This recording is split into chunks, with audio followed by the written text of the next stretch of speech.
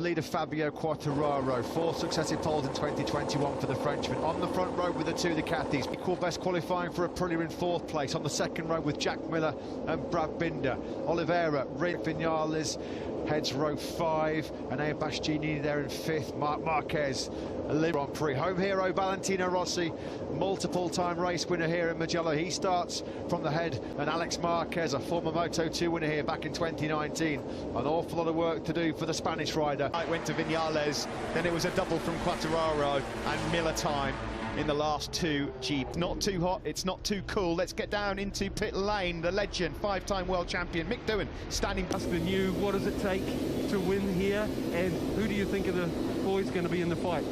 Well, you make your real plan there, but look, Quartararo's quick. If he can make a break like the Yamaha, it's a real chance of him winning. But it's one of those places. Drafting comes in the first 5 to money. That's who my money's on. So thanks for your thoughts, Mick.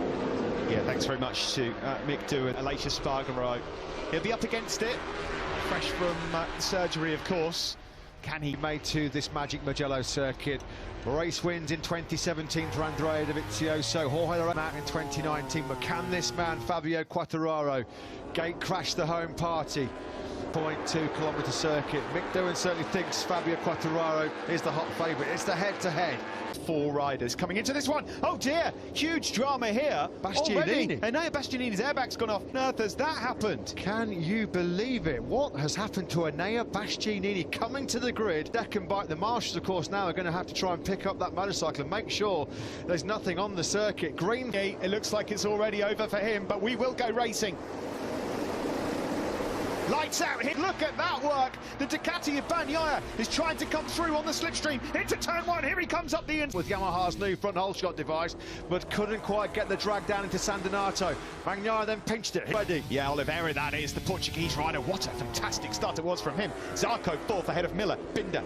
Here we go, dropping down the hill through Casanova already. Oh, I thought about it there into fair stages. Fantastic start then by the Portuguese Grand Prix winner last year. The Portuguese man, Miguel Oliveira, 7th. New chassis underneath him on the RC16. Under pressure from Zarco early on, no way through.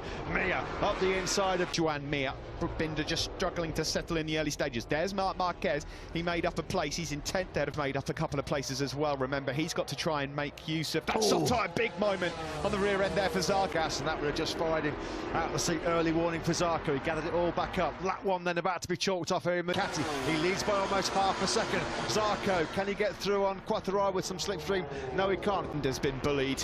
He's been passed by Rins. He's been passed by Aleix Espargaro, and he's now just 1 place ahead of Morbidelli. Marc Marquez then crashes out. He's perfectly okay, but he goes down. Frank in Le Mans early on after a tangle with Paul Espargaro. This time around it's Marc Marquez. Marquez on the floor, then our SRT, but no point scoring possibility now. You think for Morbidelli. He's down. Bagnaia has gone down. Bagnaia has blown it in Mugello, head in hands. A second-hand destroyed factory. Bagnaia down and out on lap 2. The first mistake we've seen from Pecco Bagnaia and Zarco. It's France versus France here now in Italy. Soul-destroying crash that for Quartararo in 2nd place. He's down at Arrabbiata 2. Thankfully he's okay. Now then, Quartararo kilometres an hour. Zarco leads with the slipstream. He fires in the fastest lap of the race as well, 46. Nakagami getting aggressive then. He's made up another place. He's through on Pirro, but Pirro bites back. Here comes the battle then of trying to get back through. Catch your breath in Mugello. Bastianini out before the start of the race. Marquez, the race pace over the full distance to keep Fabio Quartararo behind him. That's brilliant. There was not a lot of room and get his head down and break away from Zarco. Yeah, Zarco, it looked like he might have found something in morning warm-up. Away on the Red Bull KTM there in 3rd, ahead of Miller, Rins, Mir, Aleix Espargaro and Brad Binder to fight back in the latter stages. Further down the order, Nakagami 10th ahead of Paul Espargaro, despite the fact that a few riders have crashed up ahead of him. Yeah, and Valentino Rossi, a humbling home Grand Prix so far. 2 times, and Mir there is also trying to get through. Well, the Suzukis aren't going to be able to slipstream. Just blitz away on that Ducati, and Zarco again with the slipstream and nudging one over 300. Yeah, the turbulence of the move made by Zarco really unsettled Quartararo, but he strikes back into 3. That's fantastic to bite straight back in the first few sectors. That's what he has to do, Steve, isn't it? He has to make those moves to exploit the strengths of the Yamaha. It's agile, it's got the agility, the manoeuvrability to work. He's losing momentum, and you can quite clearly see it there, visibly. This is Alex Rins. So what happened then pre-race? An incident involving Johan Zarco and Enea Bastianini to be He's on the curb. He was on the curb on the exit of Arrabbiata 1. Watch this as he's tipping it in. More margins for... Did the punishment fit the crime? Some will say not, but down and out. He's getting closer.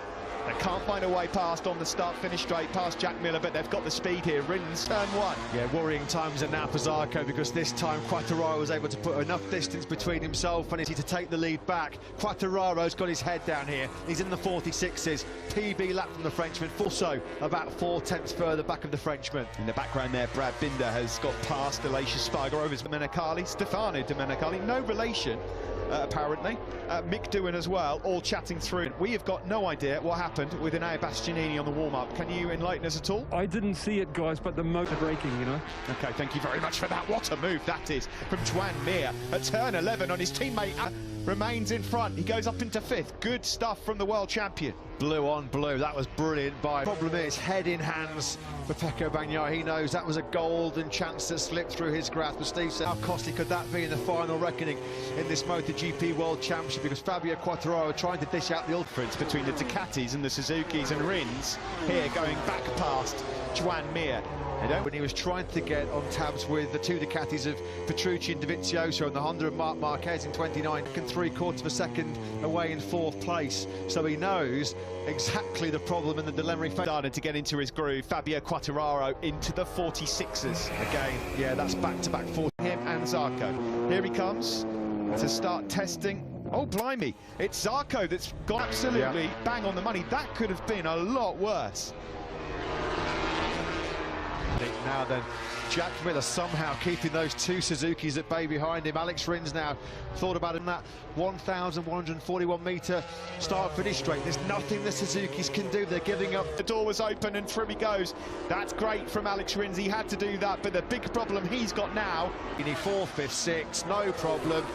No worries. Jack Miller goes on through the Aussie. Absolutely no experience when you're Alex Rins. You're doing all that hard work for the rest of the lap, and then it's just free time for Fabio Quartararo, the only rider in the 146s on that last lap. His gap is now up to 8/10 ahead of Zarco. Espargaro are closing.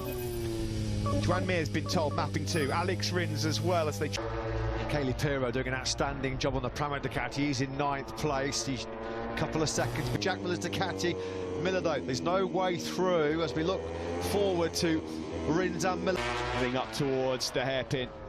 Corantayo, and look at Binder now. He's right on them, and Binder, but he holds on to his position. He had a moment there as well through Corantayo. They've got to be patient here. Although is he? He's running that tighter line. That's the better turning and the better edge grip of the Suzuki. The Ducati to sweep straight back on by. Nothing Rins can do. Absolutely powerless. Simon, your thoughts on paper? I saw yesterday all the way to the end. The problem with the off the corners to try and stay with Jack, they can't flow and keep that tyre good. They got to, and if they keep having to do that, they're going to use more rear, which is harder for them. So yeah, that's what I'm seeing at the moment. Coming on the start-finish straight, Mir's seen that.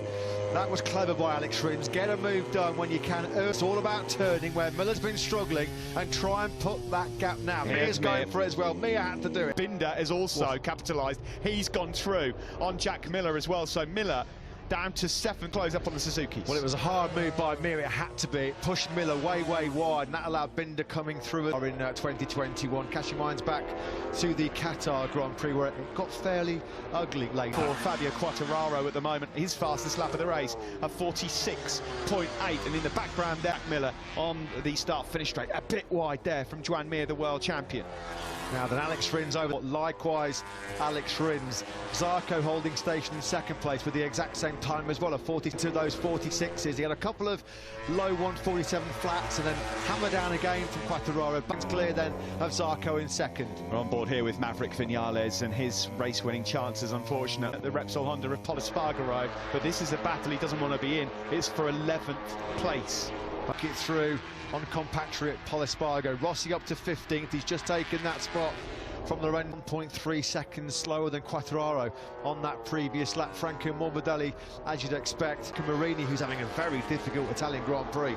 Stunning start to the weekend for Marini on Friday. Was hoping for being a pretty tough race as well for Marini so far, down in 18th place. Quartararo 6/10 quicker. Rightly pointed out, they had the speed, but they had a big Ducati in their way, and now they've got a lot of work to do. Delhi. These guys are battling all the way back in 18th and 19th at the moment. Now he tagged, that was one of the KTMs by the looks of it, wasn't it? So that was what put Mark that he's made contact with. Oh, Franco Morbidelli, how on earth did he avoid that falling? Morbidelli dumped him to the back of the pack, but thankfully he was able to stay on board. Premature and then to Marquez's Grand Prix. Suzuki riders, Rins and Mir, are closing. Just in the background you can see Rins, number 4. Oh, I don't think we're going to get a repeat of Fabio Quartararo's physical blow-up in Jerez, where and he looks brilliant right now. He's over 2 seconds clear. You can hear the wheel spin being generated there out of Bocchini corner. And again, another 10th or 2 taken out here as Joan Mir challenges his team. Rins just got a wheelie over the crest, and that's what cost him a bit of driving. We just had to roll out of it slightly there. Mir, though, 2 Suzuki men. Yeah, neither will want to lose this fight. Joan Mir and Alex Rins. Got to be careful on to Zarco and Oliveira, but if they carry on roughing each other up, that's going to disrupt their rhythm, and it will comp so he can reel in Zarco and Oliveira ahead of him. This man, Fabio Quartararo, well on his way to Tom. He's lapping well, but he's in 9th. Lapping as good as the guys in 2nd and 3rd. And then it's Pol Espargaro and Valentino Rossi in 15th. You know, it's all ifs, buts, whats and maybes, but case before the mixed conditions, and we had our rare flag-to-flag in Le Mans last time out. This could have been potentially here. The postcard surroundings of the Tuscany Mountains. He's now 2.6 seconds clear. Do have the speed of Quartararo. Found themselves in the wrong positions on the grid. And what will really give shot device, because he got a brilliant start off the line. Pecco Bagnaia had to be really late on the brakes to get the whole shot in. Close quarter combat right at the beginning of this race, because since that point, well, nobody has seen this young man. Between Oliveira and Mir, that's creeping down as well to 1.3 seconds. Mir was much quicker. Joan Mir is much quicker than Quartararo. Binder's even quicker as well. It just shows you, doesn't it? Again, Kes. Steve, is this a sorry farewell to majestic Mugello for Valentino Rossi? It could well, may well be the dreaded R word, retirement for the 42-year-old, but at the moment, 17 seconds adrift of Fabio Quartararo already. We're halfway through this MotoGP race.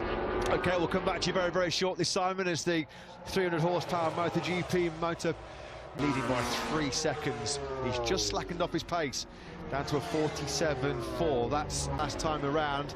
And Mir, we know, traditionally, last 10 laps, he's brilliant. He's super.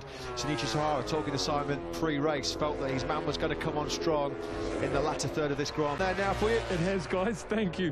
What I wanted to do was, you know, I already listed. I knew, obviously, Johann Zarco, and I mean, if you look at these 2 on screen. Also, there's another KTM a bit further back, and Brad Binder. I mean, another Sunday man.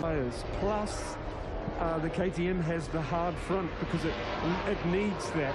For that, Simon, we'll certainly keep an eye out. No one's got anything to try and fight Quartararo with that front, because the Suzuki boys now are right on top of Zarco here and Miguel Oliveira. Best for Salo Campinotti, Pramac Ducati boss, looks on. It's been a good weekend for them, signing a new 3-year contract with the 24 at least. Yeah, Mir's got that gap now down to Oliveira to under a second for the first time. And then coming up for Maverick Vinales, who's in 10th place, trying to keep Michele Pirro behind him. In the smaller classes here in Mugello, adores this circuit. It is good to see him back up there. 2 KTMs at the moment inside the pace has just improved again. Likewise, Aleix Espargaro. The gap between Miguel Oliveira and... There's a bit of Mugello misery coming the way of Pol Espargaro, Steve. He's just nowhere on the Repsol Honda. Hizzling to get in the 47s at the moment. 48.1 the last time around for Pol. He's down in 14th spot. Start, finish straight in the approach to San Donato, turn 1. These are the guys fighting for second. T4 yesterday, he looked like he was really struggling outside the top 10. Not really an awful lot of answers by the end. There's trouble coming his way, though, post-race for the pre-race incident with Enea Bastianini. We know the stewards are going to have a look at it. That Zarco can get the Ducati's grunt off the corner, up the hill, going towards turn 2. He was just... At the moment, though, Zarco lapping in the 47 still. He's found second overall. Pecco Bagnaia, who crashed whilst leading here in Mugello, if you're just tuning in, will go down the order through the championship as it stands. Miguel Oliveira is as close to Joan's rider. Yeah, and the two Suzukis are starting to look really menacing, aren't they? Particularly in the form of world champions made yet again. It would be an 8th runner-up position for him in MotoGP, but thrown at him by Oliveira. It's coming in the shape of two Suzukis as well. Oliveira get into the slipstream of Johan Zarco. He's certainly pretty close to him. The moment Ducati just enough to make a move into turn 1. Simon. Yes, guys, when I said Indian have the advantage, I meant over the Ducati. The stronger of the two Suzukis at the moment, which is interesting. Frankie Carcetti and Joan Mir this weekend. Alex Rins was the Suzuki rider that had the superior pace. Joan Mir, when he finally found a way through on Rins and Miller, and since that point, with a clear track ahead of him, he's done consistent laps. Lovely. Oliveira lined that one up beautifully. That was great. He had to do that. The KTM moves up into second, and now Johan Zarco is in real trouble. Well, surely they've been struggling for pace at this stage of the race. At least he's going to be able to rely on that 300 horsepower underneath him this straight. Johan Zarco just looks like he's struggling a bit with rear end grip, doesn't he?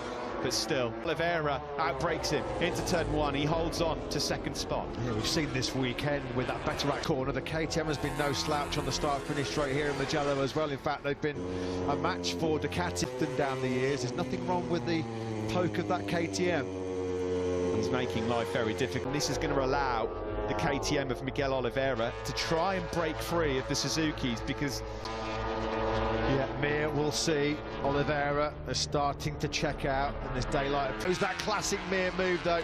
He's done that 2 or 3 times already in this race. Into turn 11, up the Oliveira for second.